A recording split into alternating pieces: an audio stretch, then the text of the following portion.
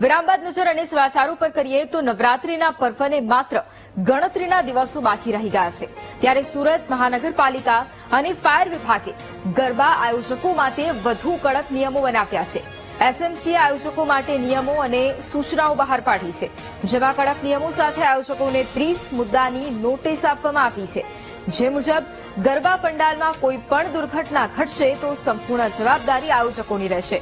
પોતાની જવાબદારી સ્વીકારવા માટે ગરબા આયોજકોએ 300 રૂપિયાના સ્ટેમ્પ પેપર પર નોટરી સાથેનું સોગંદનામું આપવું પડશે અને ફાયર વિભાગની એનઓસી પણ લેવી પડશે। આ બાબતે સુરત મહાનગરપાલિકાએ કહ્યું કે ખેલૈયાઓની સુરક્ષાને ધ્યાનમાં રાખીને આ કડક નિયમો બનાવવામાં આવ્યા છે।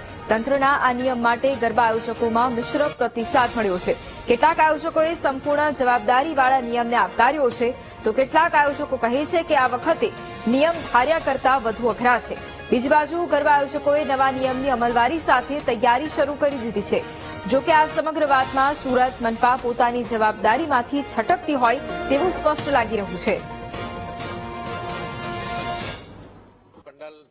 જે બી નીતિ નિયમો છે કે જગ્યા કેટલી છોડવી, એક્ઝિટ કેટલા રાખવા, પાણીની વ્યવસ્થા કરવી, ફાયર સર્વિસ ડિપાર્ટમેન્ટના ગાડીઓ સ્ટેન્ડ બાય રાખવી વગેરેની જે નીતિ નિયમો છે એનું પાલન કરવામાં આવશે અને એ જ પ્રમાણે કાર્યવાહી કરવામાં આવશે। 300ના સ્ટેમ્પ ઉપર જે ટેમ્પરરી પંડાલના નીતિ નિયમો છે, જે મેં કીધું એમ કે માર્જિનની જગ્યા શું છે, એક માણસ દીઠ કેટલી જગ્યા છે, પાણીની વ્યવસ્થા શું છે, ફાયર સેફટીના સાધનોનું શું પ્રોવિઝન છે, ઇલેક્ટ્રિકલ સેફટીનું શું છે, એક્ઝિટ એન્ટ્રીનું શું છે, તે તમામ પ્રકારના નીતિ નિયમોનું એની પાસે પાલન કરાવવામાં આવશે। આ વખતે પણ જ્યારે અમે અરજી કરી તો અમને જે પણ નવા નિયમો છે એની બધી સૂચિ આપી દેવામાં આવી હતી અને અમે નિયમોને અનુસરી રહ્યા છે। નિયમો તમામ જનતાને ધ્યાનમાં રાખીને જ બનાવવામાં આવ્યા છે અને એઝ એન ઓર્ગેનાઇઝર અમે પણ તેનું ચુસ્તપણે પાલન કરીએ છીએ અને બાંહેધરી આપીએ છીએ કે કોઈ પણ પ્રકારનું જનતા જનાર્દનને કોઈ પણ તકલીફ ન આવે અને મહાનગરપાલિકાના તમામ નિયમોનું પાલન થાય